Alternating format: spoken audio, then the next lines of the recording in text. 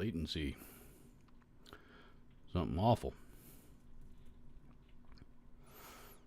Says there's a few people out there. I don't know who they are, but there's a few of you. A couple, three of you popping in.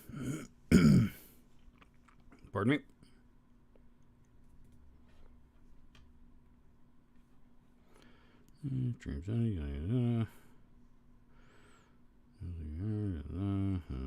Closed caption. Viewer activity. 4 of you. Hey, there's somebody in the chat. What's up, Savinity? Hopefully, I upgraded my wireless or my internet connection, my broadband. I had it on, whatever the highest thing that AT&T had at the time, and they finally just in the last couple of weeks made fiber available in my area. So they upgraded me to fiber for free. So hopefully I shouldn't have any connection problems anymore. Because last time I did this, it was connection, it kept dropping out and in and out, and wasn't great. Anyway, Savinity, Robbie Stingle, Ronnie Webster, what's up, fellas? Nothing too much to report on. I was just I was actually here recording an interview with my friend Brian at over on the Cool Guitar Gear channel. If for something that he's working on, I figured as long as I was here, I might as well just hit the go live button and hang out with you guys for a little bit. Please tell me you're getting the new Ola pedal. I didn't even know about it. So unfortunately, if there's a new Ola pedal out there, I don't have one on the way that I know of. So at this time, no.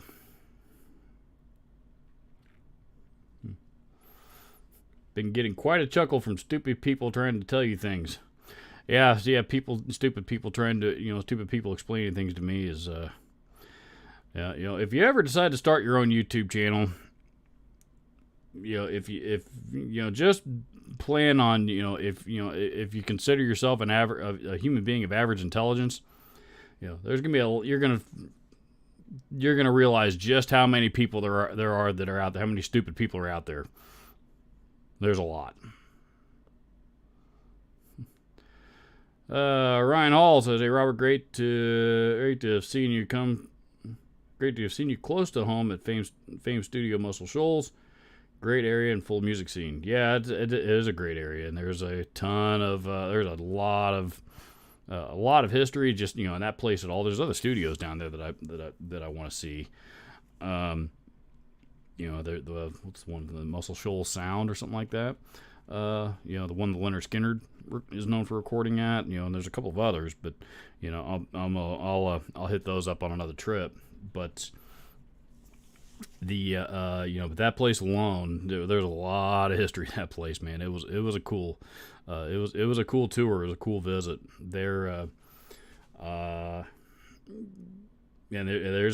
big music scene there. Looks like there's not.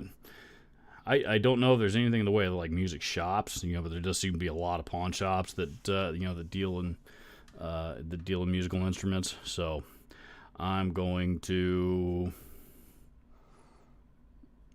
see about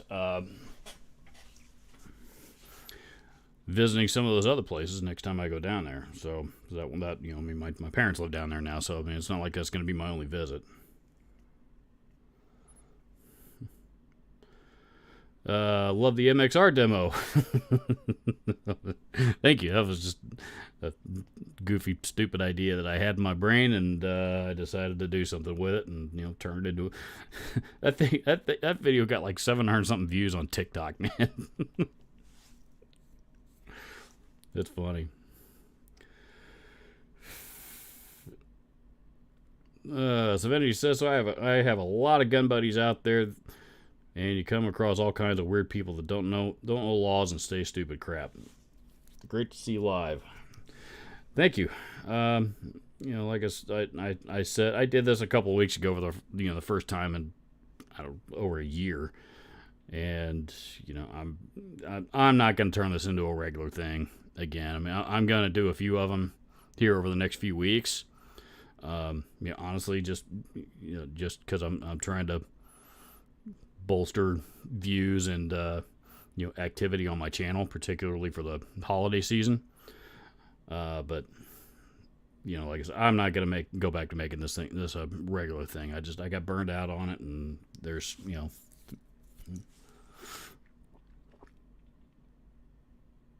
I don't want to get burned out on it again. So.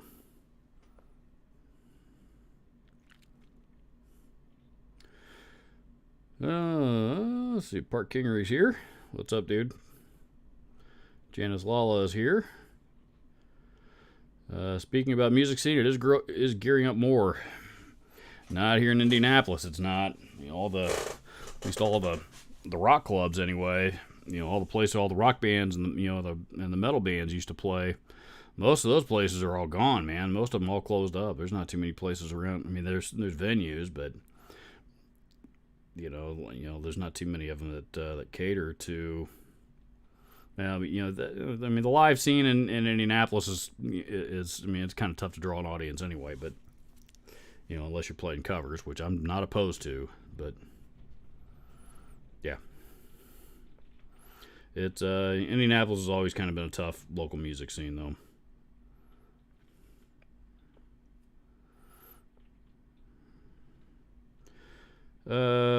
Scott Campbell says, "Hello, Robert. Any thoughts on the Exotic SL drive?"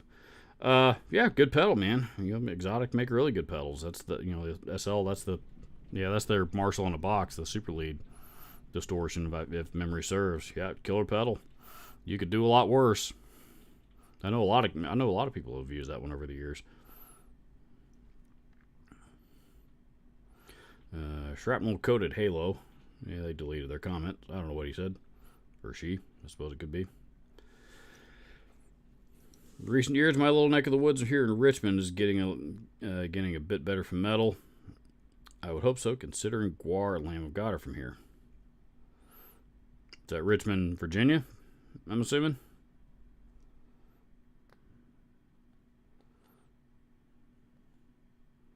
I've never been to Richmond, Virginia.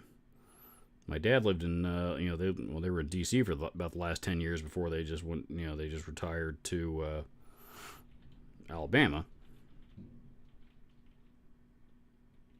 So that's a little different, but I've been to various places in Virginia, but I've never been to Richmond.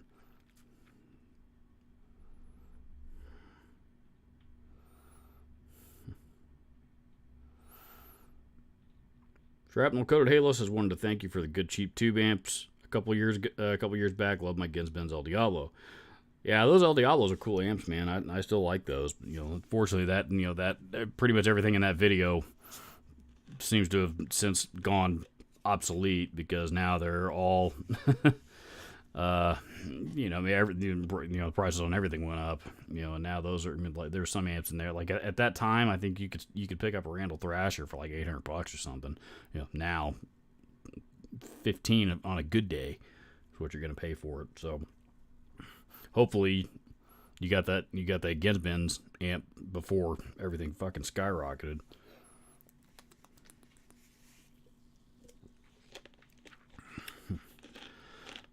Benny says also, I think Soldano pedal is another one out. No, that one was just released, the Soldano pedal, and everybody, all the bigger channels got a hold of that. Even I guess even some of the smaller ones did too. I think Kyle Bull got the demo of that one, but even though he didn't have a ton of subscribers yet, but he does attract a lot of viewers. No, I didn't. I wasn't involved in that one, man. I wasn't involved in that one. I mean, I don't get enough views that the company, those companies like that when they're releasing a hot new product like that I don't get enough views for it to be all that lucrative of a marketing strategy for them. It's realistic.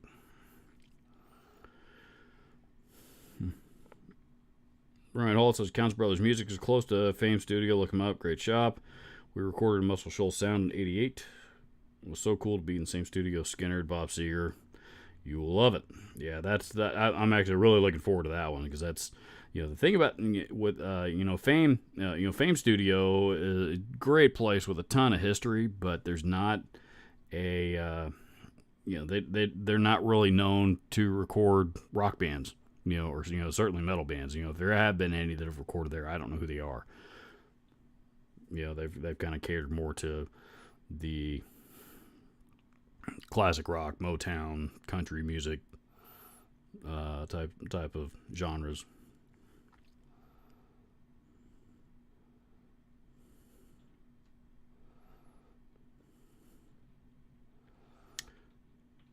Robbie Stingle says thanks for the update. Update 2. I'm assuming you're talking about the video I did recently on the starting a YouTube channel. You're welcome.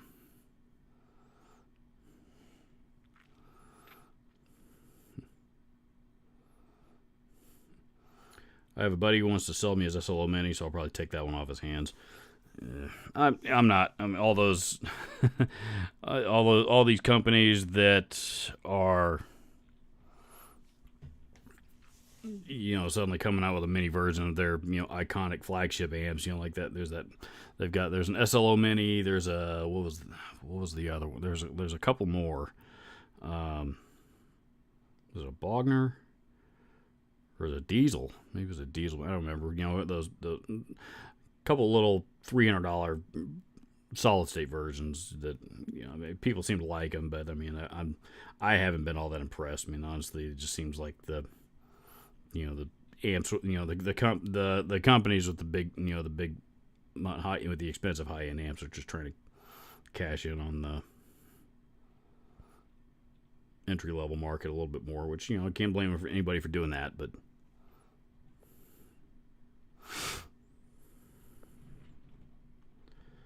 DJ Play Nice says we.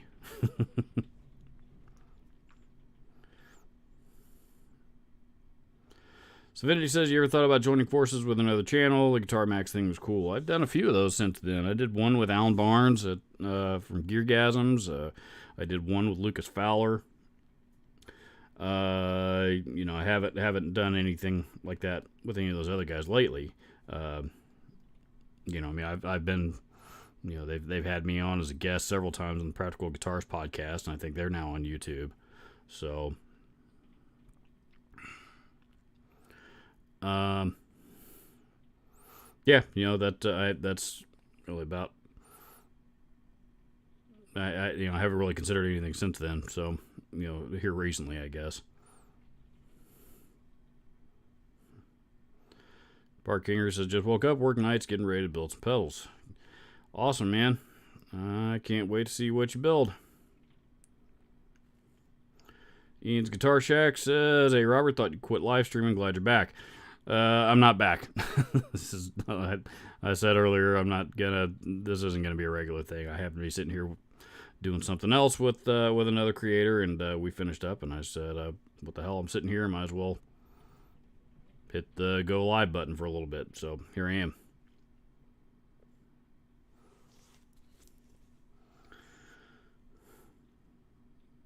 The Diesel VH, that's right, it was the Diesel did a VH Mini. There was the Friedman, I can't remember which model, it was the BE. The BE Mini, or I can't remember. It was one of those, one of their more popular ones they did a mini of. I guess there's a Bogner. Probably the Uberschall, I'm guessing. I don't know. And then the SLO.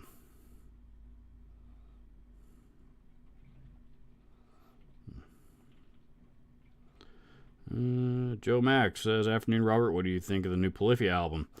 I haven't heard it, man. I'm not a much of a Polyphia fan. I've seen some of. Nothing against them. I just, they're just not my jam. They Wagner Ecstasy says, okay. Just not a band that I'm into is all. So they're, I have nothing to comment on it. I've seen some people in some of I still get posts from the Facebook group called Unpopular Guitar Opinions, which is the biggest group of pretentious, whiny-ass guitar players on the planet ever.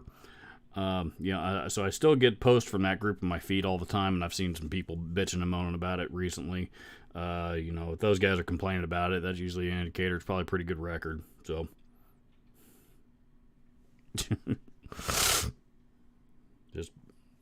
that's just the truth. Sorry, I'm kind of still, allergies are kicking up here a little bit, and it's raining like hell. Here it's the first week of October, or I'm sorry, the first week of November.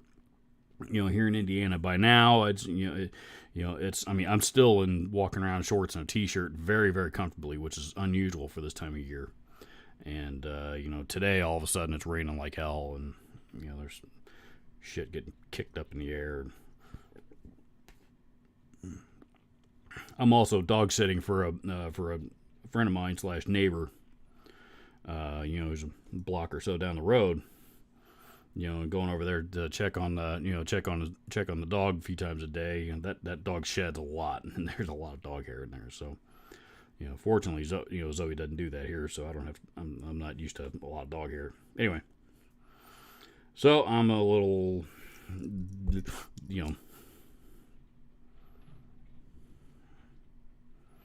Divinity says I can't do Facebook groups at all. They can wear you out, man. Especially guitar groups on Facebook. Some of them are better. There's some cool ones out there, but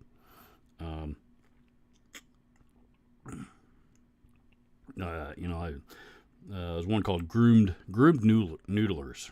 That's all the dudes in that group are really, really cool. Nobody. There's no dickheads in there. But there's plenty of others on Facebook that are loaded with dickheads.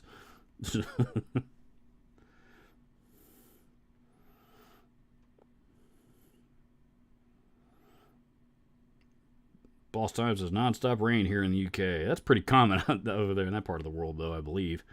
So I'm told anyway. Musique de rêve. Rive, I don't know how that's pronounced. Sounds French.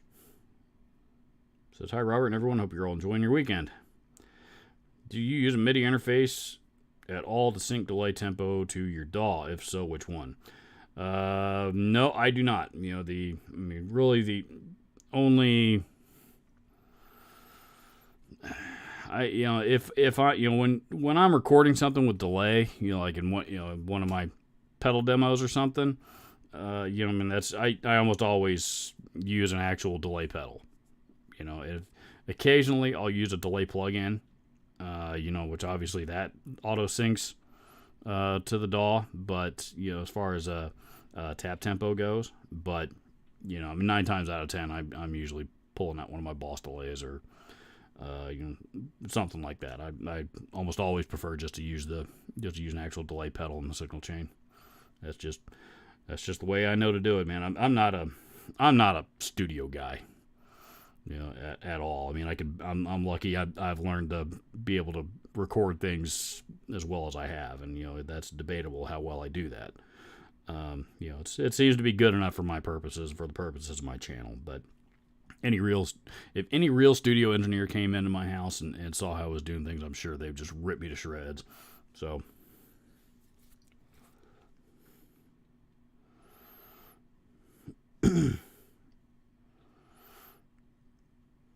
Ronnie Webster says I kind of traded Facebook groups for Discord servers, and then half of them I'm muted in, or half of them I'm in. I'm muted except for Taylor Danley servers, a bunch of Mola guys, no ego drama there, thankfully. I couldn't get into the Discord thing. The Practical Guitarist guys got me in on it because that's what they use for their to record their podcast, or at least they were at one time. But it ain't my. It's not something I've ever dove straight into.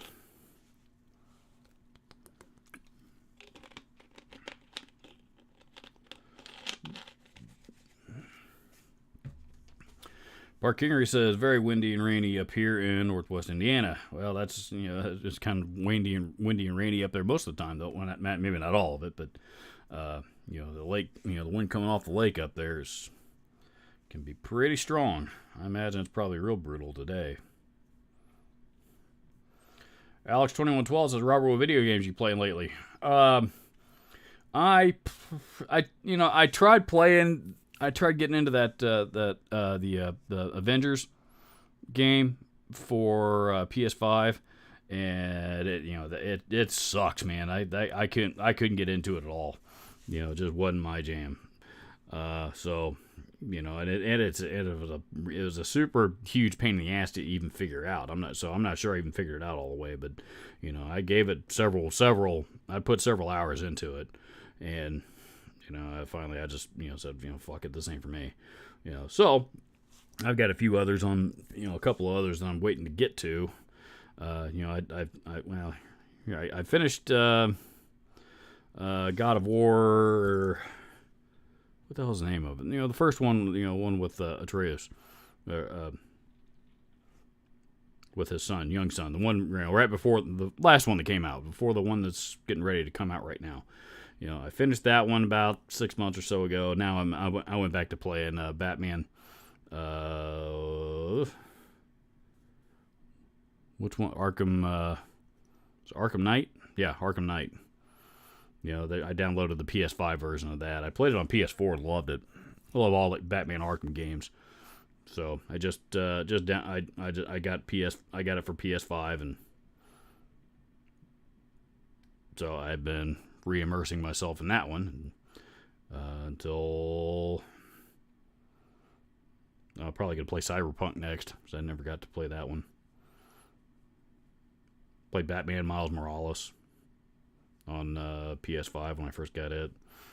Most of the thing I was lucky to get the PS5 for Christmas last year because it was so hard to get a hold of back then, and and I don't know if it's supplies gotten any easier, any better on that, but you couldn't find them. How my wife found one for me for Christmas, I have no idea, but she did. But because of because of the pandemic, they've been kind of they released the system, but there hadn't been too many PS5 games that are specifically games specifically for the PS5 that have been released, and that's they're kind of just now starting to roll out now, but but there's still not a whole lot to choose from. So hopefully there'll be a Mortal Kombat game that'll come, a new Mortal Kombat that'll come out at some point that I'll be jacked up about. The next part 2 of the Final Fantasy VII remake, I'll be real excited about. But we're a ways away from either of those happening.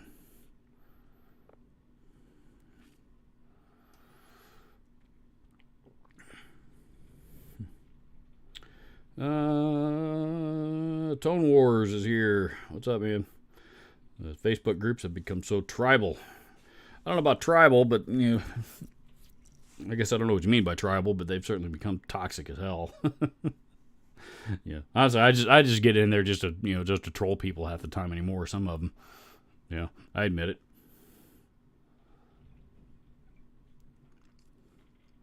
Hey, cool guitar gear. There's my buddy Brian. What's up, man?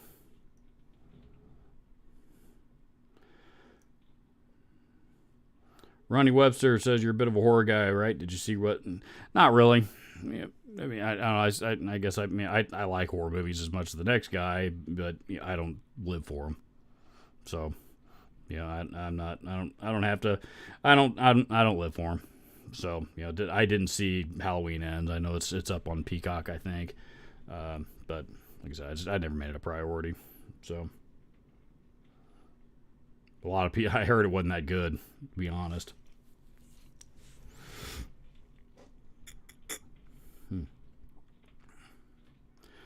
Savinity says the Uncharted games are good. I've enjoyed all the Uncharted games quite a bit. I played Uncharted 4 again recently as well. The Uncharted games are badass. It says I want to try the Batman games.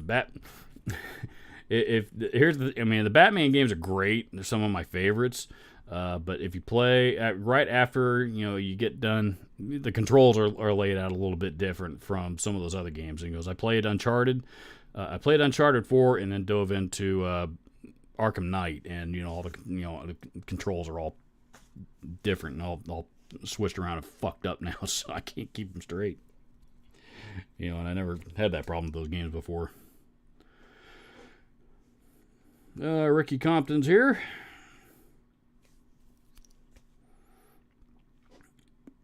Ian's Guitar Shack says, I deleted my old channel, didn't think about all my subscriptions. I was sub 2, just got you back on my subscriptions. Yeah, no worries, man. I'll help, if you didn't unsubscribe yourself from my channel, YouTube probably would have done it eventually anyway.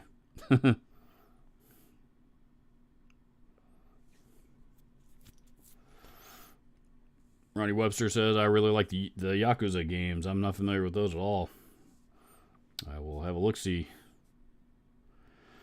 Cool Guitar Gear says, what 3 guitars do you play the most, jamming or recording? Right now, the one I play the most is definitely my Schecter CR6. That's the green, crazy looking Schecter that I seem to grab all the time. I just love that guitar, and it has been solid as a rock, man. I mean, I took it out of the box, and I mean, it was very, very well. It was very playable, very well set up right out of the box. I mean, I adjusted a couple of things on it slightly, but that was it. And that was 3 years ago. I don't think I've had to adjust, other than changing strings a couple of times. I don't think I've had to adjust a single thing on it. It's just been a rock solid guitar. I just recently added the Schecter Sun Valley Super Shredder, so I've been playing that one a lot. Then there is, I still play the Charvel Desolation Skatecaster quite a bit. That one's handy, particularly if I want something with active EMGs in it, which that one has. And oh shit, I don't know. Yeah, I mean, my Music Man Majesty is still my favorite guitar that I own. So, that one needs a new set of strings, and I haven't gotten around to doing it. And that's really the only reason I haven't grabbed that one here lately, just because I haven't had time or money or energy, or not money, but I've got strings, but I haven't had time or energy, or both, to sit down and put a new set of strings on it. Maybe I'll do that this weekend.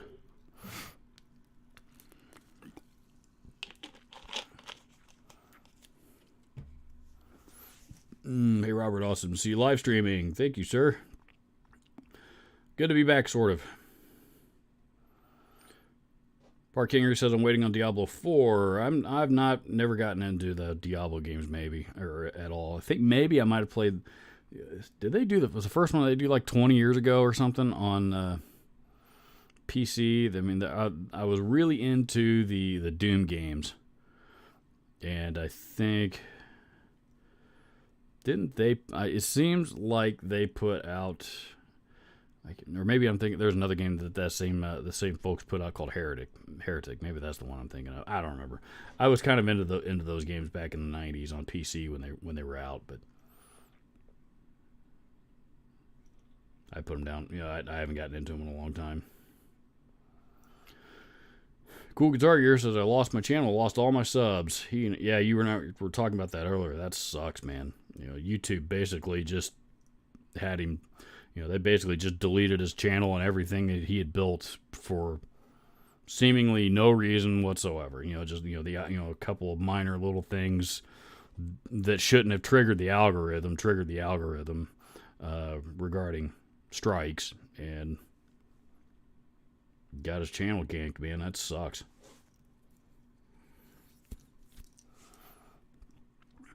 Cool Guitar Gear says, my favorite clean guitar is an older Schecter B24. I'm not familiar with that.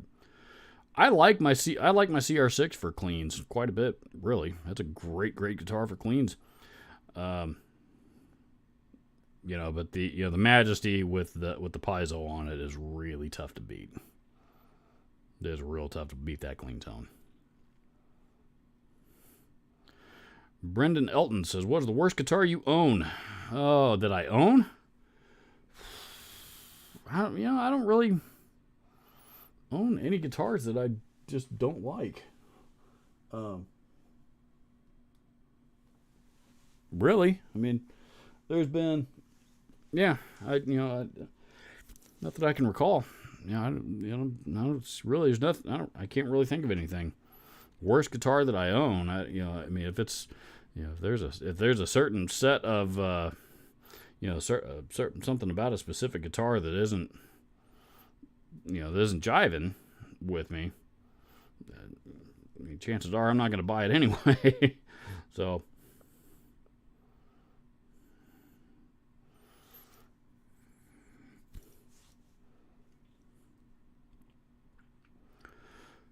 Ricky Compton says, "Sweet looking JCM 900 4100. I have the same head and cab, JCM 900 Mark III 2100. No, and a Mark III 2100. Mark IIIs are cool. Those are a lot harder to find.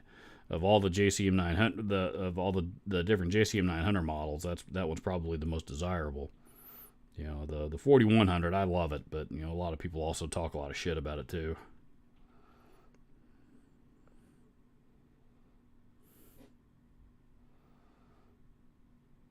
Speaking of Doom, the Quake remaster that came out last year was awesome. Maybe it was Quake that I was thinking of. Heretic and those old school FPS games are my jam.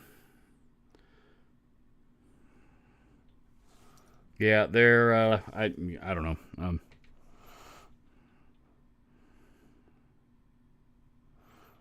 Sorry. Got a text that I needed to have a look-see at.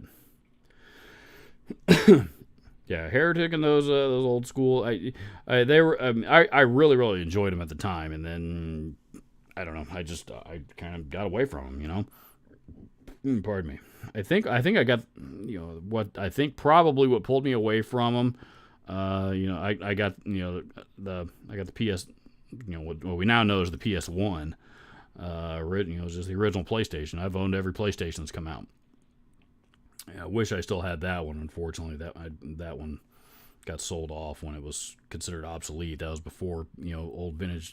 That was before the vintage video game craze. Same with the PS2.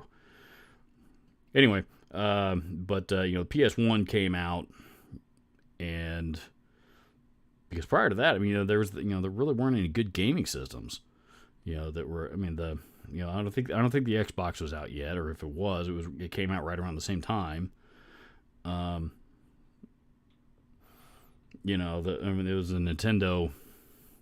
What was the 64 and then the GameCube stuff? But and then the Nintendo gaming systems. They're aren't. They're known for they're good, but they're known for mostly family family oriented type of stuff. God, and then there was maybe the Sega Genesis that was before that one, which I fucking hate. I hated all the Sega stuff. So, there wasn't really any good gaming systems. All the good stuff was on PC at that time. So, finally the PS1 came out, and, that's kind of what garnered my attention and pulled me away from the PC games. There's a few of them that they did re-release for PlayStation I remember buying, but Ian's Guitar Shack says, "I don't buy worse guitars either." Yeah, that's kind of a strange question. I suppose there had been guitars I've owned that I didn't really care for, which but they're long gone. So I had a couple. I had a couple of Schecters, or not Schecters. I had a couple of Squires. I had a Squire vintage modified Strat and a special edition standard Telly. That I'd had both of them for years. Never played them. They just, I'm just, Strats I like, but that one I never quite bonded with. Really the only reason I bought it is because it was a slamming deal on it at the time. The, Tellys, I don't hate them, but I'm not a Telly guy at all. So I actually just sold both of those recently.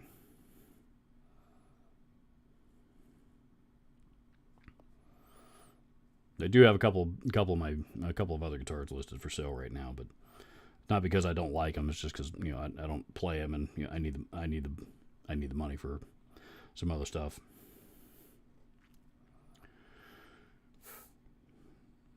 Schecters are fantastic guitars. I've owned a bunch of them over the years, and they're really well crafted instruments. I've got 3 of them, and they're I bang for your buck. I don't know that anybody's building guitars right now. At least the major the main big companies. I don't know that anybody is building guitars that are as good of a value, for import wise anyway, than Schecter, and even some of the USA stuff. Now, American made stuff, best value I still think is Music Man right now. It has been for a long time, but overall imports and everything, Schecters are really, really hard to beat. You can get a lot of guitar for the money, whatever money you're spending. That's across all price points. Get a lot of guitar for the money with Schecter. I've been very pleased with all 3 of mine.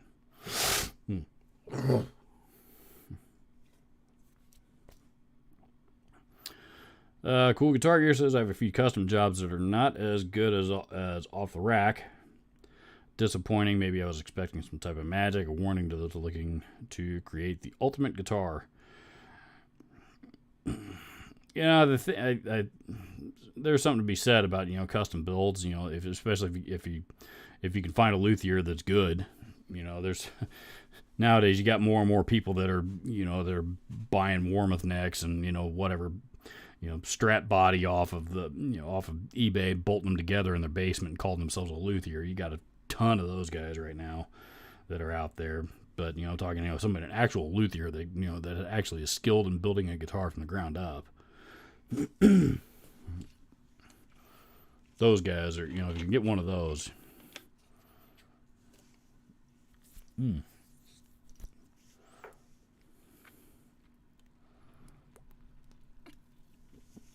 Park Kingery says I still have my PS1 Sega. I never had a Sega. I was never into it, but I do kind of wish I still had my PS1. Xbox was a few years out from PS1. That's what I thought. I remember that I don't think there was anything else that was really out at the time other than the Nintendo. I think that would have been the 64. Maybe, or the GameCube. I think it was the 64 at the time. GameCube, I think, competed more with like the PS2. I don't remember though. I might be wrong about that even. Or maybe it was the Super Nintendo. Shit, I don't remember. God, that was 30 years ago now. Bean Dip Cartography. Any recommendations for of guitars for people with smaller hands? I don't, honestly,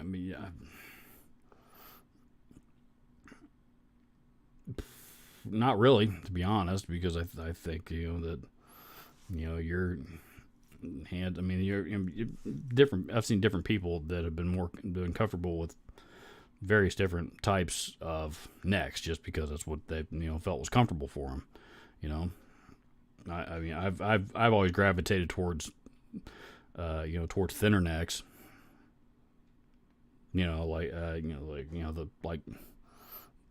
BC Rich necks. I really like the Schecter SLS neck profile. Or what they are, the ultra thin C they sometimes call it. That's just what I've always gravitated towards. But that's never stopped me from playing Gibsons that got even 60s necks. A Gibson 60s neck is going to be a much bigger profile than either of those other two. So, personal preference, because I like playing the Gibsons. Even I'm not a big fan of the 50s neck, but if somebody handed me a really nice Les Paul that had a 50s neck on it, I'm not going to get rid of it, or because of the neck, I'm going to play it. So, I think if it's a really good instrument, I think a lot of times, the player will adapt. But, there's also a lot of whiny-ass guitar players out there that, they don't get exactly what they want, exactly when they want it, exactly the way that they want it.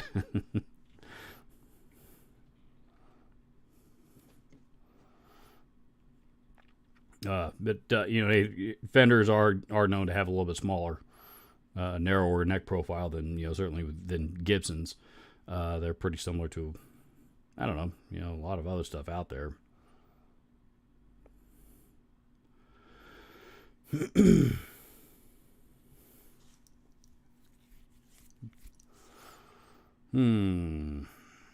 Ian's Guitar Shack says, I still have my Super Nintendo PlayStation 1. Ronnie Webster says PS1 was 95, Xbox was 2001. Okay, so Xbox, that would mean the Xbox competed more with the PS2. The Xbox is out forever, like 10 years before they finally came out with a... Was the Xbox? No, it was the Xbox 360 that was out forever.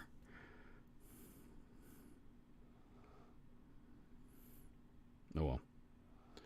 Nelson Visconti says, you definitely make a difference. So, if you're talking to me, thank you. Though I don't know what I've done to make a difference. I'm not sure what you're referring to.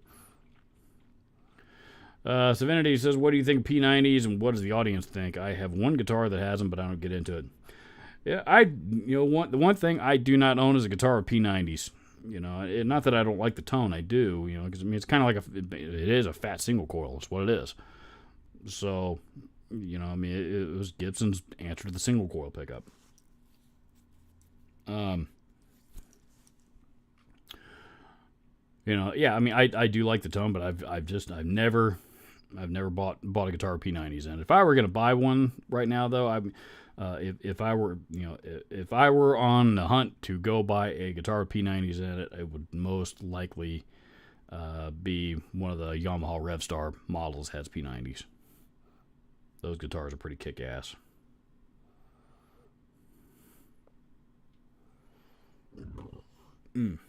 Park Kingery says, I'm interested in the new updated Strats. I am too. The Ultra Strats in particular really have my attention. Those guitars are phenomenal. Those are some of the best guitars. Fender's putting out, Fender's putting out the product. Their quality right now is as good as it's ever been. And you can fight with me and argue with me all day long if you want, but and yes, I'm sure there's exceptions, but generally speaking, if you go buy a new Ultra Strat off the rack, that's a pretty kick-ass guitar. $2,000 guitar that is a pretty good value. Really.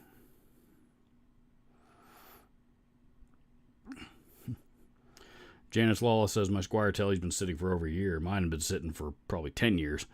I upgraded the pickups in it years ago, and I think the tuners, and did a few other things, and I just never played it. It's not my. I just couldn't.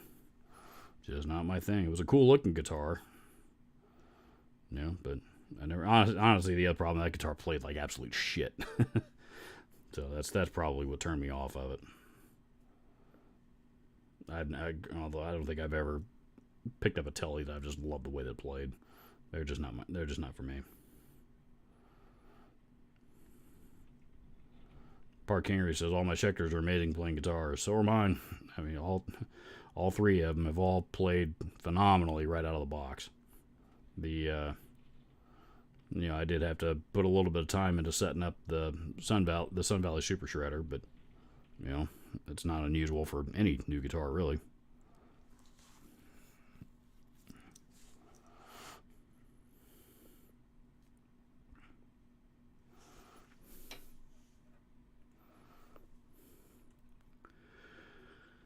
Oh, let's see, where was I? Guitar Shack says, I just finished paying for a Fender Performer Telecaster. I love it. Yeah, those are good values too, man. Those are good values. Those replace the old American Specials. Good guitars. Ronnie Webster says, I had a buddy make me a custom guitar and it's amazing, but I have to admit, I still go back to my Jackson McThompson signature every time. Yep, there you go. Sega Dreamcast. I forgot about that one. Nintendo GameCube. came out in 2001, so that would have been PS2-ish era, Xbox era.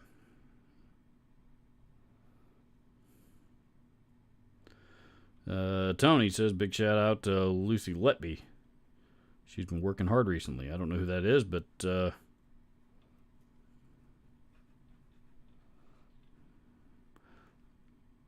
although that's somebody I don't recognize. I wonder if that's somebody trying to get me to say something, get me banned or demonetized or whatever. Dicks. Maybe not.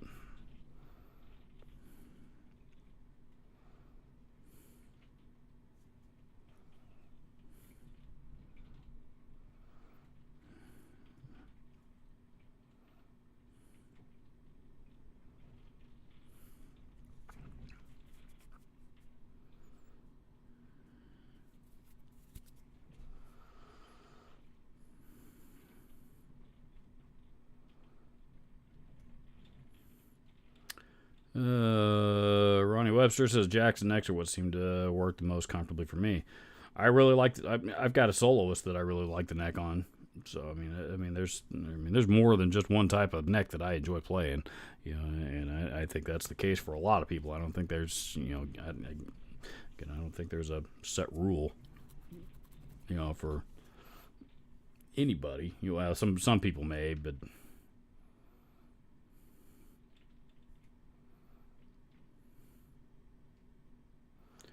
Let's see.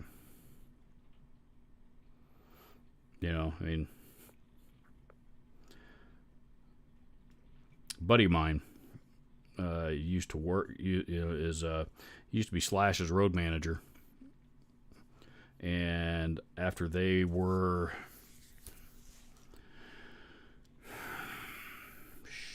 I can't remember which tour it was. It was one of the Velvet Revolver tours. When that tour was done, the Les Paul that Slash had been playing on that tour, at least one of them, he gave to Mike. It was the road manager / friend of mine that I mentioned. And Mike brought it in. This is when I was still at the store. Mike brought it in to show it to me one time, and it was a phenomenal guitar. Really, really cool Les Paul. Had a lot of mojo to it, but the serial number on the back of it, was I think it was set. I think the serial number was ART001. Artist 001, meaning this one was built for the artist himself, and that's the one he played. I can't even begin to imagine what this thing might have been worth. But if it just the guitar itself. If somebody handed me that guitar and said, "Here, I want you to have this," I'm not gonna bitch just because if I don't like the neck on it or something stupid. Guitar players whine and moan over some of the dumbest shit sometimes.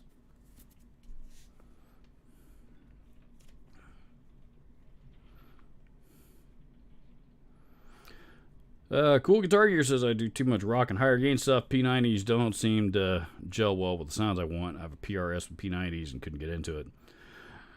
Yeah, I haven't really experimented much with P90s. I do like, I actually do like single coils, believe it or not. And I play single coils.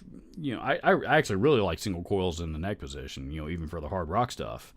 When I'm playing, when I'm grabbing. My Chapman's really the MO1 traditional. It's really the only Strat style guitar that I have right now. When I'm grabbing that, I'm not really generally playing too much high gain stuff.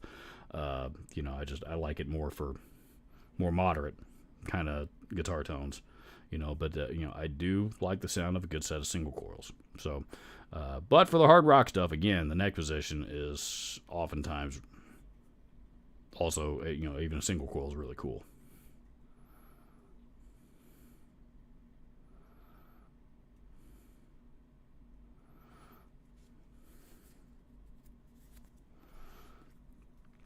Eads Guitar Shack says now I'm paying on a Schecter Sun Valley Super Shredder Exotic, Floyd Rose Naturals or Cody. Yep, I didn't get the exotic wood, one of the exotic wood models. Those didn't really do it for me, but I got the finish they call Red Rain that I do really enjoy. Regardless, I mean, it's just a great guitar. Definitely, make sure to spend the money to get the model with the Sustainiac in it. But in my opinion.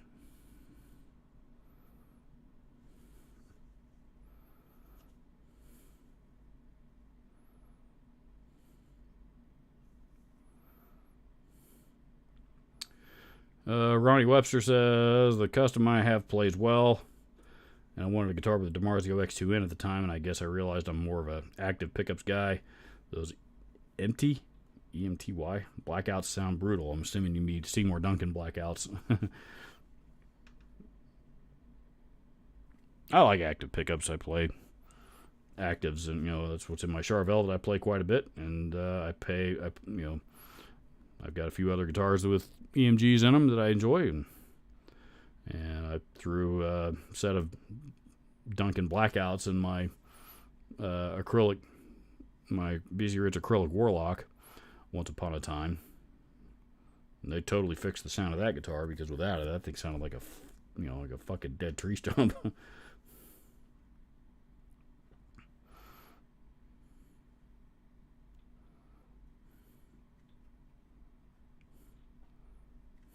What's the friggin' YouTube commercial in the middle of a live stream?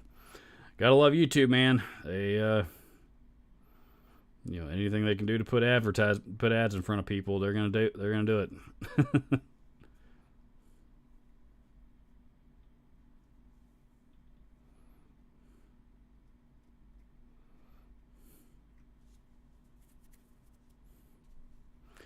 Park Kingery says the only neck I have issues with is Ibanez Wizard necks. Love the width and string spacing, but it's just too thin and bothers my fret hand after playing 15 minutes. Yeah. I mean, there's not a neck in the world out there that's for everybody. Not everybody loves them. Not everybody loves everything, but not everybody loves anything.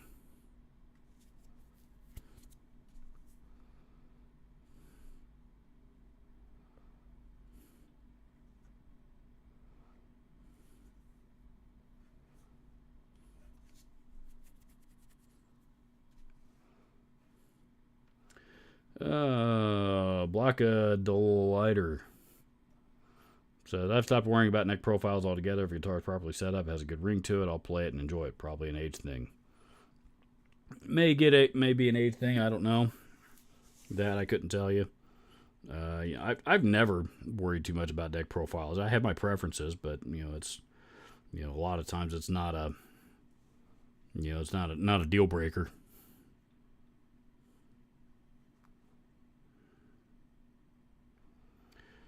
People get unnecessarily fussy about things. They just can't seem to broaden their horizons. I'm not a huge vintage guy, but I do like a nice, well-built Les Paul. Yeah, I mean, I'm not a vintage. I mean, I know a lot. I love the history. I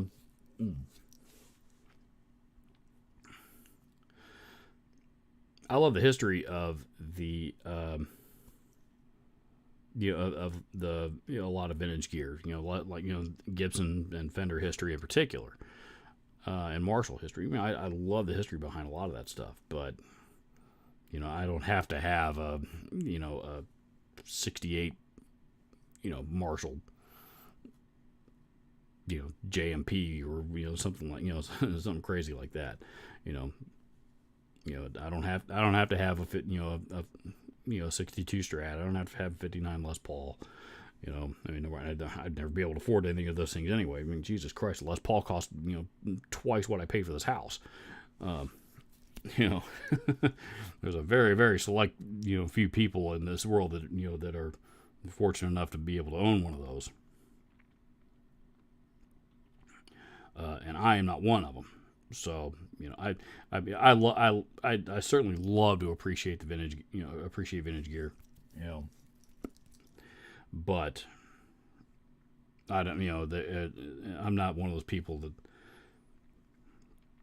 that has to go, even buying like 70s, like silver face Fender amps and stuff like that that you can pick up for reasonable prices. I think there's more modern stuff that'll do the same thing with more modern features on it that suit my needs a lot better. So and offer more features.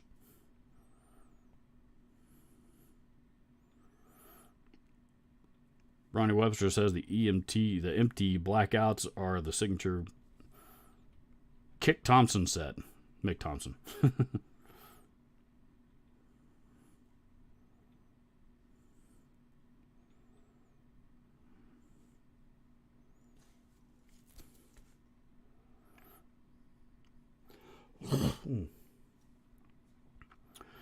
Let's see. What we got here?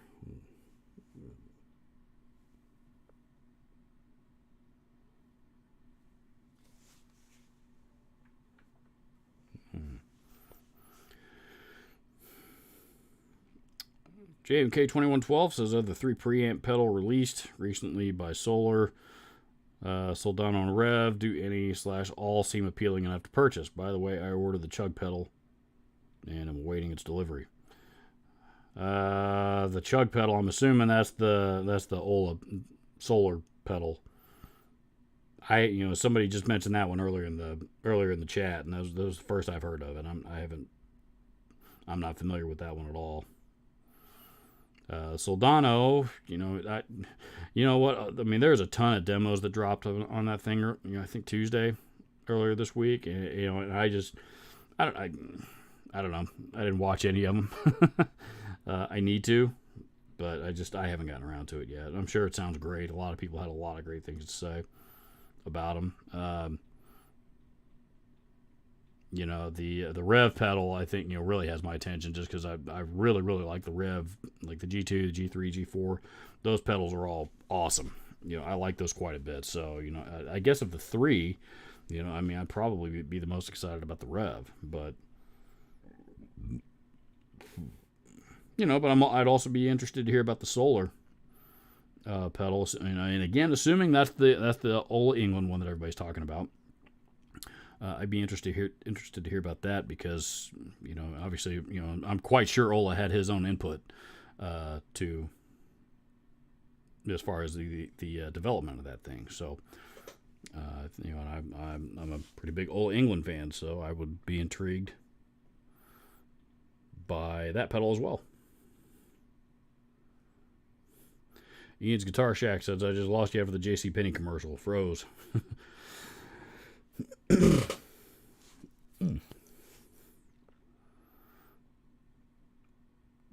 Have you seen Cool Guitar Gear says, have you seen the latest Morley wall with drive, distortion course, etc., all from their vintage circuits? I have not. Yeah, I don't know. All these, I don't know how I'm missing out on all these. I'll tell you, I don't have a whole lot of too much in the way of gear channels that are occupying my YouTube feed right now. I just honestly I kind of got burnt out on gear demos. I know that's primarily what I do on my own channel, but I don't really watch too many other gear demos on other channels these days. I get every now and just again just because I'm such a big fan of Fluff. Sometimes he'll put up a new, I'll get an alert for one of his new videos, and he usually keeps it short and sweet, so I'll go check one of those out. Same thing with Ola. Occasionally Pete Thorne still. There's channels I really, really enjoy watching, but I don't really get into gear demos. I just don't consume YouTube the same way that I did a couple years ago. The way that I consume YouTube is a lot different now, and I use it. I like it a lot more for my feed nowadays. I've been there's a couple of travel channels that I've really been checking out that I enjoy, and there's a cooking channel or two that I get a lot out of, and I also watch a lot of news clips from the news channels that I follow. So my YouTube feed right now is filled up with a lot of different stuff, and very, very little of it is Guitar Gear related. So that's probably why I missed all these releases, all these new pedals that you guys are talking about. I haven't seen them yet. So Archer says 5-Watt World does a fantastic job documenting vintage gear in the history. He is very, very good at that. Pretty much how he built his channel. You know, and I would, you know, I've actually thought about, you know, doing some videos. You know, I mean, not necessarily like he's doing them, but you know, videos that are dedicated to, you know, vintage, you know, history behind certain pieces of gear. You know, like the Brian and I were talking about this earlier. You know, like Ibanez, you know, the Tube Screamer, for example. You know, there's a lot of really cool history behind that.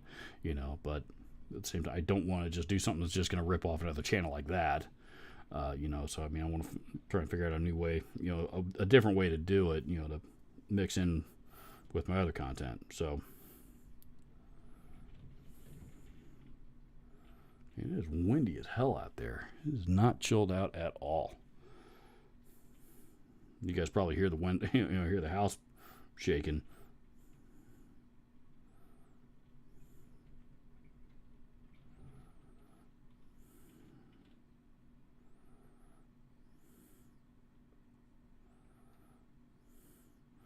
Ian's Guitar Shack says, didn't know Solar were making pedals. I didn't either. News to me. Archer says, Robert finally got the Angry Driver dialed in. What a sweet boss pedal. Yeah, I mean, Angry Driver's badass, dude. I mean, that's, you know, that's of all the Blues Driver pedals.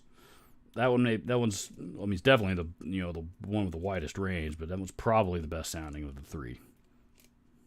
So, my opinion. So,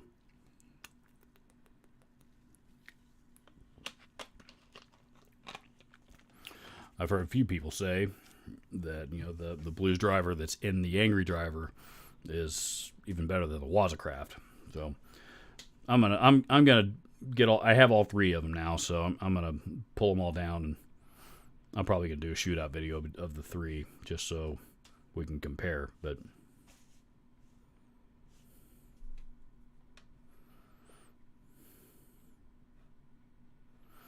yeah, my intake has changed also to watch on YouTube lately, just needing more conspiracy, weird science, sci-fi. Yeah. There's a lot of that shit out there too, but you know, some of it is just for fun, and then there's a lot of it that's causing a lot of problems out there. But you know, I'm not gonna get into any of that on this channel.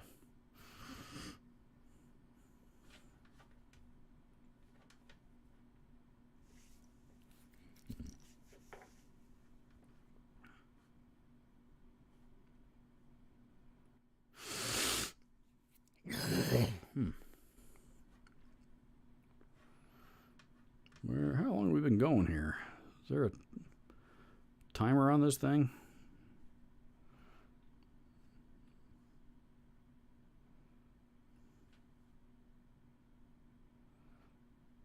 Select products to display when your products.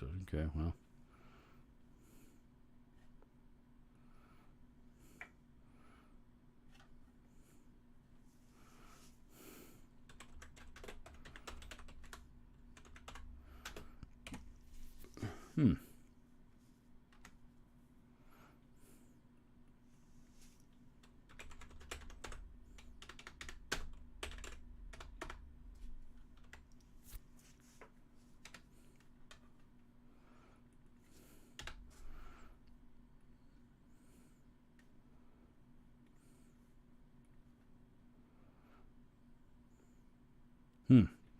Interesting. I just found a new feature here in the YouTube live stream thing that I have no idea what it does. You know, something about product recommendations and stuff like that. So I'm just kind of chilling out here surfing and that, seeing what it's about. That's something I'll do on another day, I guess.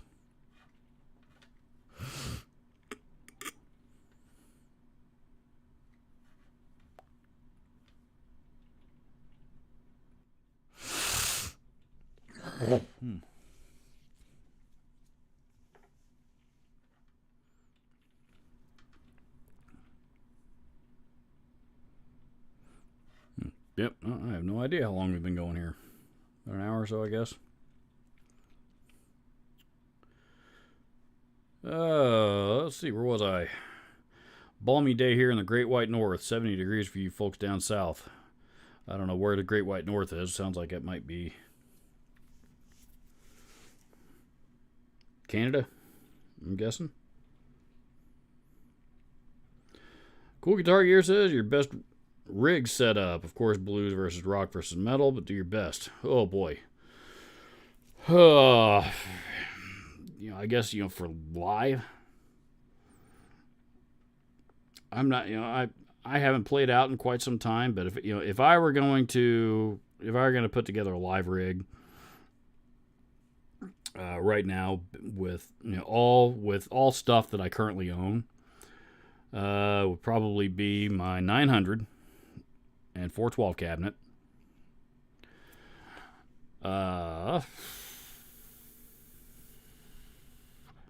I would go. Which guitar would I? If I was going to grab one. I mean, I'm inclined to say grab my Majesty, but the problem with grabbing my Majesty is I'm at a gig I'm always scared to death that something's going to happen to the really cool shit that I own. So but barring that, I'll leave that alone, and we'll grab the Music Man Majesty. Let's see, pedals. God, I don't know. Gotta have a tuner pedal, so pick your favorite tuner pedal. Ibanez Weeping Demon, wah pedal. Overdrive for that amp. I don't know. I'll probably grab an OCD or something, maybe.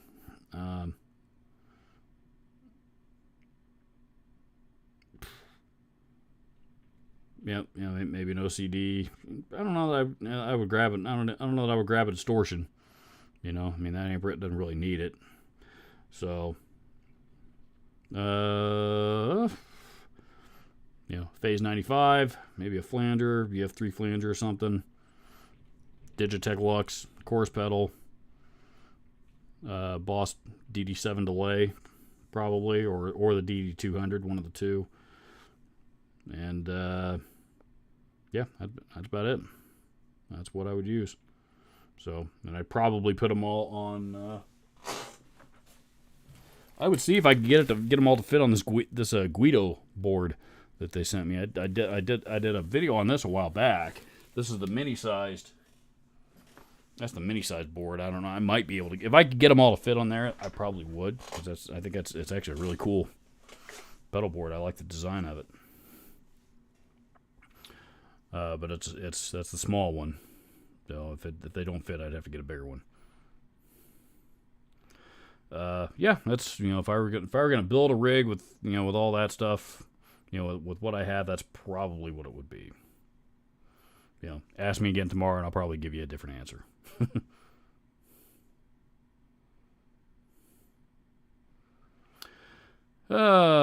63 minutes. You guys said if you're asking how long, that's been long enough. Oh, that's not that. I just wanted to check and have a look-see. Mr. Tudor 007 says, did you give up the vape, Robert? Haven't seen any massive clouds yet. I did. I've been, I quit vaping over a year ago now. August of last year. I put it down, and I just, one day it was a Friday afternoon after work. And, I reached over, grabbed my vape like I had been forever. I'd been stepping down the nicotine levels for quite some time, for several months. And I had gotten all the way down to the point that I was mixing 3 milligram and 0. So essentially I was at 1.5. And I got all the way up, all the way down to 1.5, and I was vaping that for quite a while. And one day, at the end of the day, I was like, you know what? I'm not enjoying this anymore. It's fucking killing my throat. I'm tired of being handcuffed to this goddamn douche flute thing that I've got to, have to take with me everywhere. I'm tired of it. I'm over it. So I'm gonna see if I can do it. I'm gonna see if I can go without it. So I put it down, and I ran out and got some nicotine lozenges just in case I needed them. Didn't really, I used a few of them, but not, nothing like I thought I would. And I was able to get off of it pretty quickly. I haven't, like I said, I haven't vaped in over a year now. I've been, done anything, I didn't go back to cigarettes or, it was or anything like that. I mean, it was a much, much easier transition than I expected it to be. So,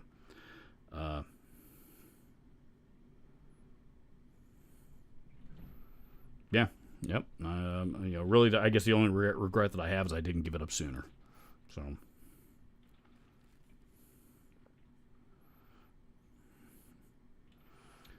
Park Henry says, get ready to make more hoodies today. Also, working on my day off. Yeah, I gotta love those days.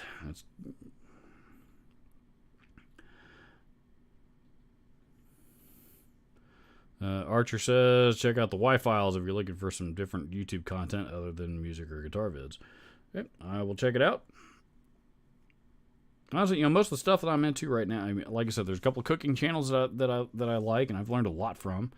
I'm actually kicking around starting up a food and travel channel. So I guess that's just something to do on some on the side. Really, is all that is. Just because that's stuff that I enjoy, but I haven't gotten around to launching it yet. I was trying to find the time when I would create content for that is proving to be pretty difficult, but I'm still kicking it around. I'm still trying to figure out if I can do it. So,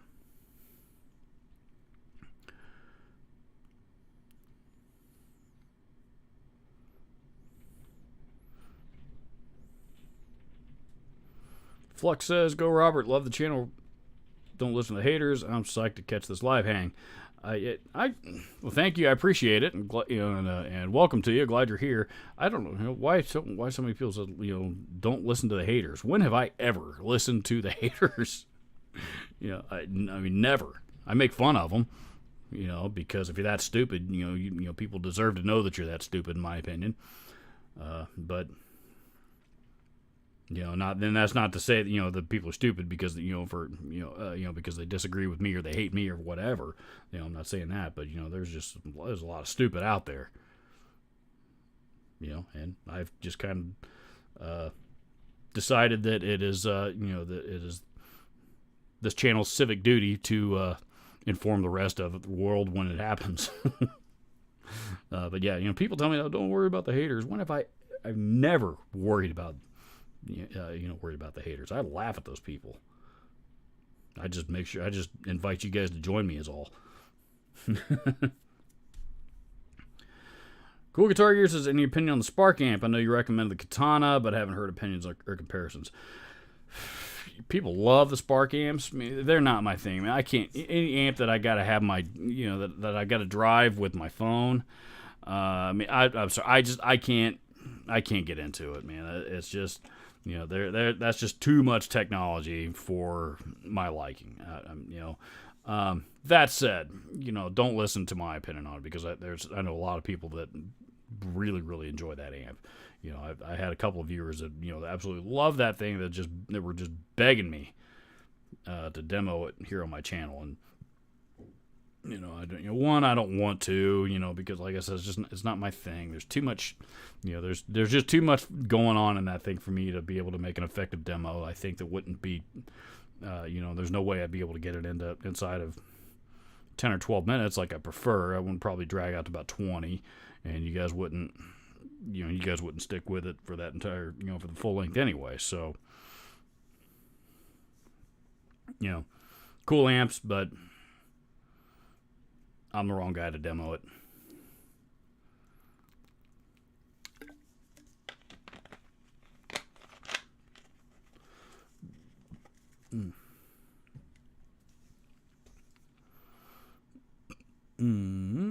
Archer says, yeah, the Great White North is Canada.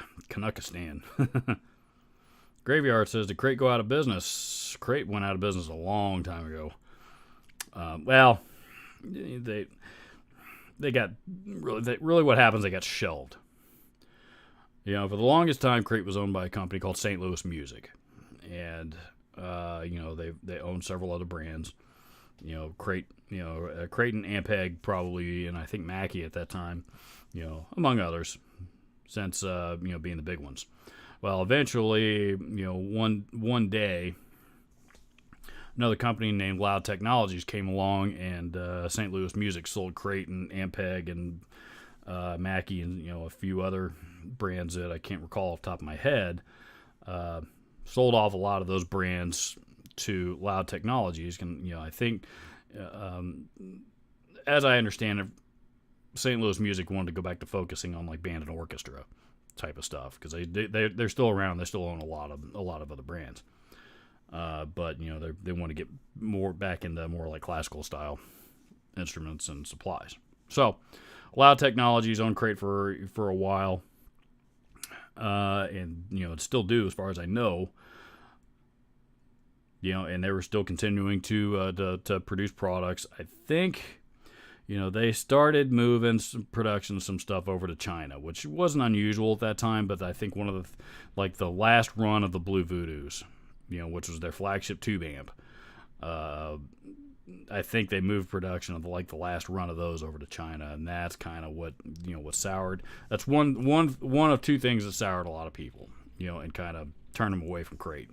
Number one, the other thing was, if you guys remember, I guess you may not remember, depending on how old you are, but if you're my age, you might remember that prior to, once upon a time, the Crate was the current generation's Line 6, right? People, kids, guys my age, when we were growing up, everybody had Crate amps. That's just what everybody was. That's what you started out on. So, when Line 6 finally hit the market, all of a sudden Crate didn't have any way to compete with any of the Spider stuff, because those Line 6 Spider amps, even though I never liked them, and I didn't think they sounded as good, they were doing way more stuff than that a Crate amp ever could, and that was a lot more attractive to younger and beginning guitar players, and Crate just couldn't compete, and Loud Technologies didn't have any choice but pretty much shut the brand down. So I don't know, maybe they'll revive them one day, but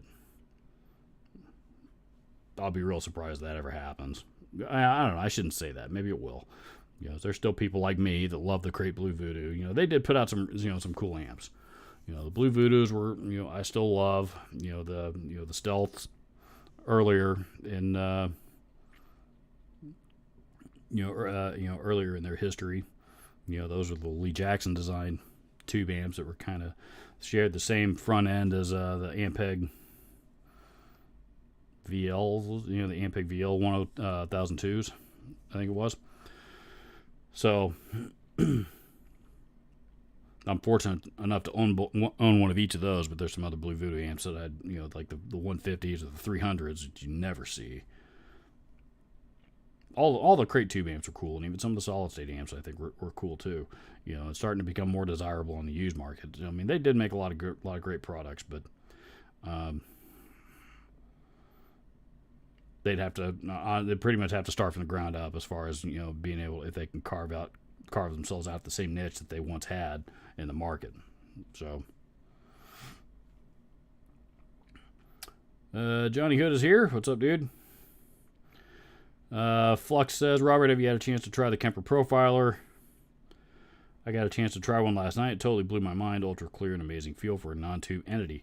I haven't. Again, it's I don't get into modeling, the modeling stuff or the effect processors or any, so the the Kempers, the Axe FXs, the Line 6 Helixes, Quad Cortex, all that. I mean, all that stuff's great. Even the Boss stuff, I don't, I just, I hear a lot of people getting a lot of really, really good sounds out of them, but they're not for me. I can't stand dialing all that shit in, I guess I'm getting older. I'll be 45 here in a few weeks, and I like what I like, and I like, and it's just the way it's always been for me, So I just, I do try to be open-minded with some stuff, but I'm not a processor guy. Too many knobs and switches and menus and banks and signal routing shit going on those things for man, I just want to plug the shit in and play.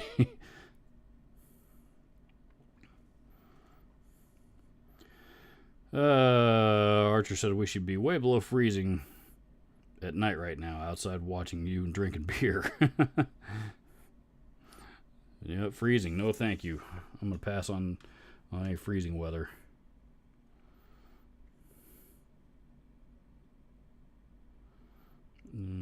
Oh shit, I just lost a bunch.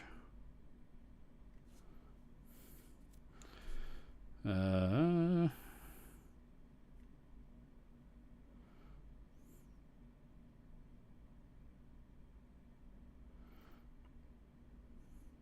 few people in Canada here in the thread.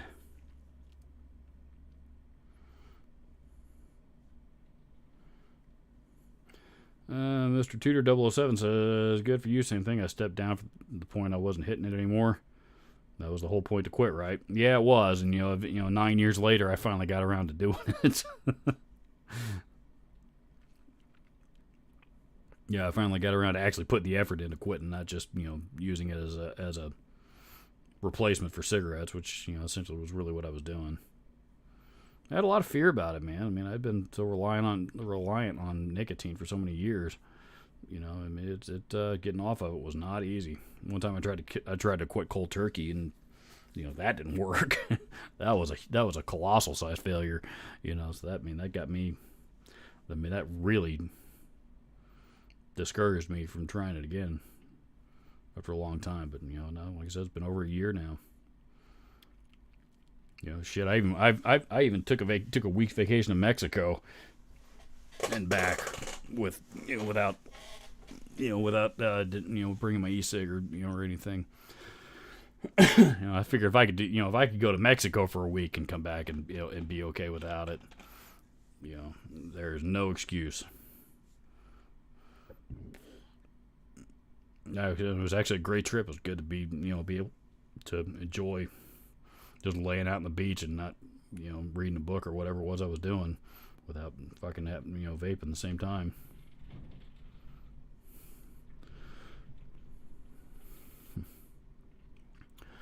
Cool Guitar Gear says I vaped some THC hard on the lungs and throat. Apparently popcorn lungs from vaping. I've heard that a number of times. I don't know if there's any truth to it or not, but I'm not sure. I'm not an expert. I needed to get off of it. I'm glad I did. Sebastian Cheong says, is this your first live stream in a long time? No, my first live stream in a long time was a couple 3 weeks ago or something like that. I decided to pop in here just for the hell of it, really. And doing it again. Doing it again today. So, I'll be honest with you guys. Right? I'm trying to bolster the activity on my channel. Views and activity and comments and stuff like that. Mostly for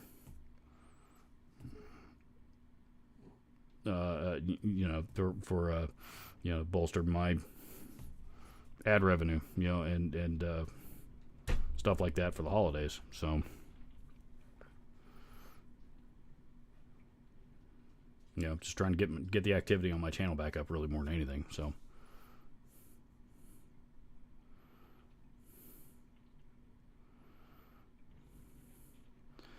Let's see. Serenity says, Robert, yes, while in Indiana, I was surprised how many people have not even been around their own state. Some didn't even know about French Lick. Yeah, there's... I haven't been to French Lick in probably 20 years, I don't think.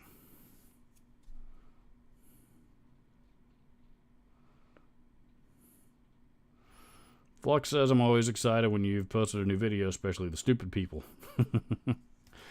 A lot of stupid people out there.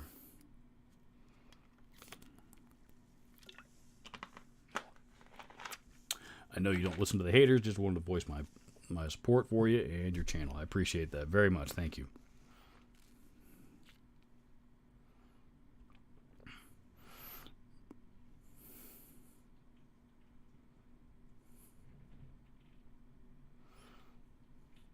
My knees hurt says average viewing time on my videos is 23 seconds. I think I just watched one of your videos the other day, though. I might be confusing you with somebody, you and a couple other guys. I think it was your video that I was watching. I'm not. It was kind of a controversial thing that I don't want to bring up here on my channel for a number of reasons. Just because I don't want to give certain individuals any oxygen.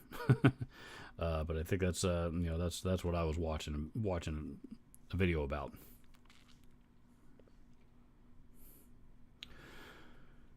So I love hearing when you talk about stuff like this. I was wondering what happened to Crate. Yeah, that's their history as I know it. I could be mistaken about some of this. Obviously, I'm not in those boardrooms and those decisions are made, but that's near as I can tell. The Crate G40C was my first real amp back in the 80s. It was a pretty great amp for the time, had chorus and reverb and pretty decent overall. Plus, it was stereo. I think my first amp was a Crate G10 or something, a real tiny little garbage practice amp. I hated that thing, man. But back then when I was learning to play guitar, that was part of the deal. You were supposed to hate your first amp. Period. Your first amp was supposed to be total garbage sounding piece of shit. And then if you stuck with it, then you got to buy something cooler. So, that's just how it worked, and that was certainly how it worked in my world. My first couple of amps were Crates. The second one I liked a little bit better, not much, but a little bit. And then my third amp after that, I think that was when I got my first big. It was a Crate as well. That was a GLX 212, and I enjoyed that amp. I liked that one. Played it quite a bit. The speakers sucked at it. Knowing what I didn't, I wish I knew then what I knew now. Because I would have swapped the speakers out in it because it didn't have a ton of headroom, and I really wish that it did, but it didn't. So. But because the speakers sucked in it, that's also what motivated me to buy my first tube amp, which is a Blue Voodoo half stack.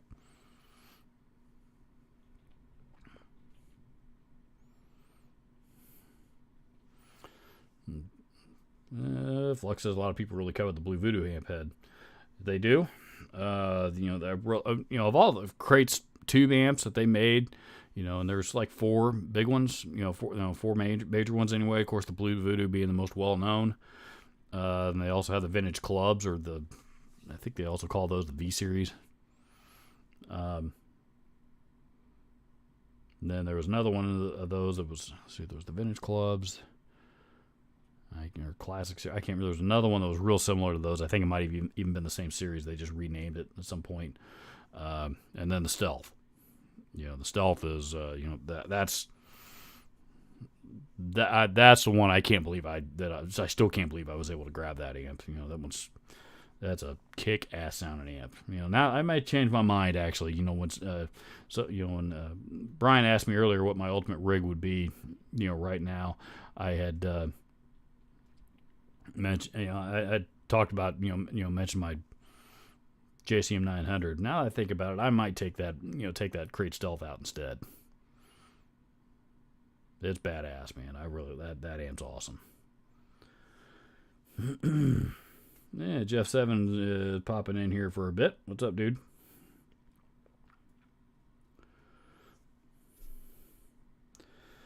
Cool guitar years. I'm currently playing the Rivera Venues recording amp. Rivera Venus recording amp. I'm not familiar with that one. Also liking the new Ampster by Carl Martin. Carl Martin makes pretty awesome stuff. Super nice cleans, but accepts pedals super well. I'll check that out. Zeno says, "Good day, Robert. Good to see you live streaming again. Thank you, sir." Or I guess it could be ma'am. I'm not sure.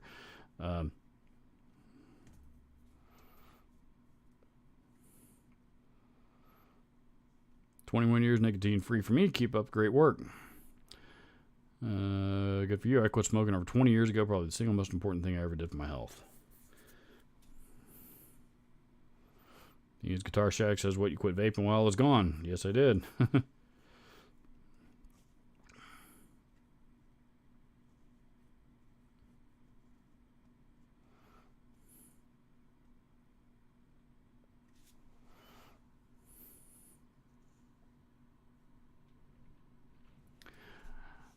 Oh, shit, that wasn't you. Damn it, I guess now I gotta go figure out whose video that was that I saw, that I was watching. It was a regular, somebody, pretty regular viewer on the channel. Let's see here.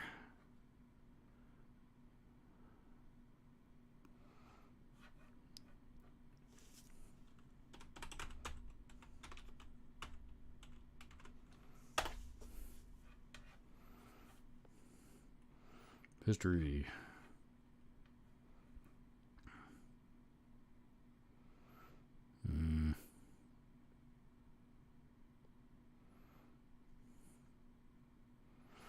Shit, I watched a lot of news recently. Well,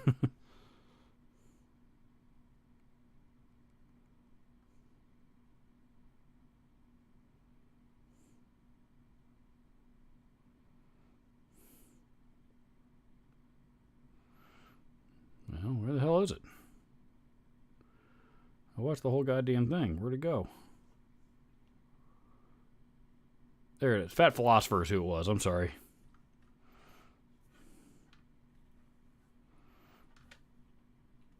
Okay, never mind. I got you confused. My bad.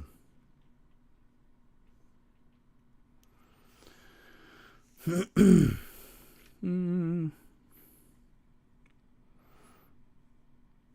Slager says my first amp was my dad's 72 Fender Twin Reverb, 2 driven.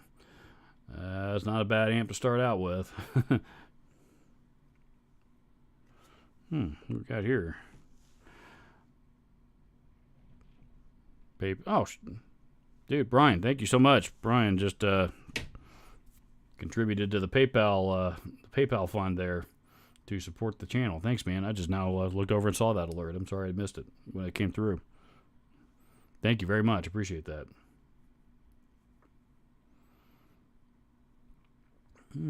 Let's see. Nicotine is one of the hardest things to quit, mostly because it's available at every corner store and is publicly available. It makes it harder to quit than heroin. I've read numerous times over the years that nicotine is arguably the most addictive drug or substance on the planet, and that includes even the hardcore shit like heroin. Heroin, fentanyl. God forbid get hung up on either of those. Among others, but when I understand, nicotine is more addictive than any of them, and I believe it because I was hooked on it for 35 years, probably. Not that long, 30 years anyway.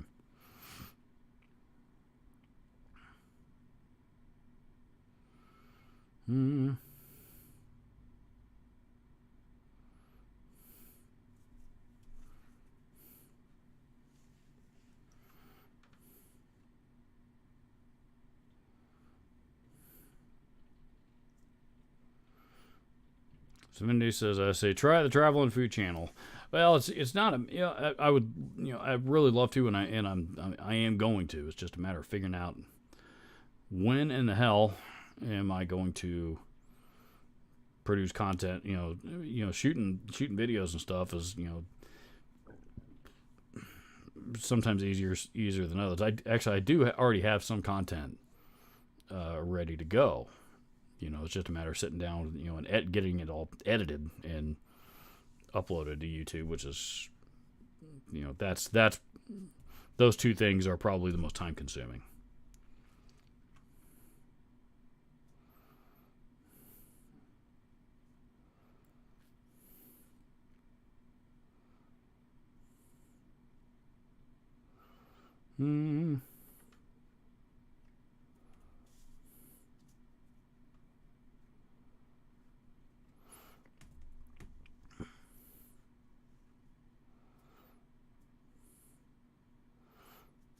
Tobacco is a bitch to quit.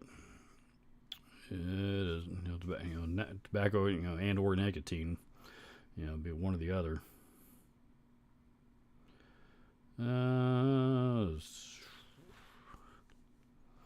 I gave up coffee this morning, or this, Dances with Lops says I gave up coffee this spring, which was brutal, but not ready to give up smoking. Nicotine talk made me have to go outside and smoke.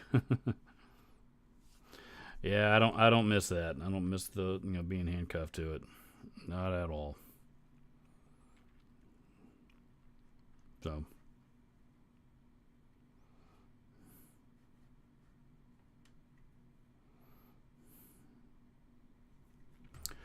all right, fellas. Well, we were ladies as well.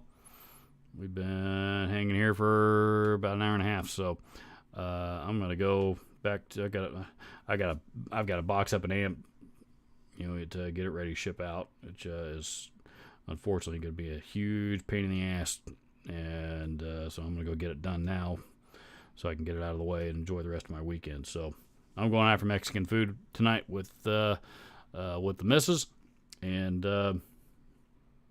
right now I'm going to go play me some Batman and chill out on the couch for a bit. So later.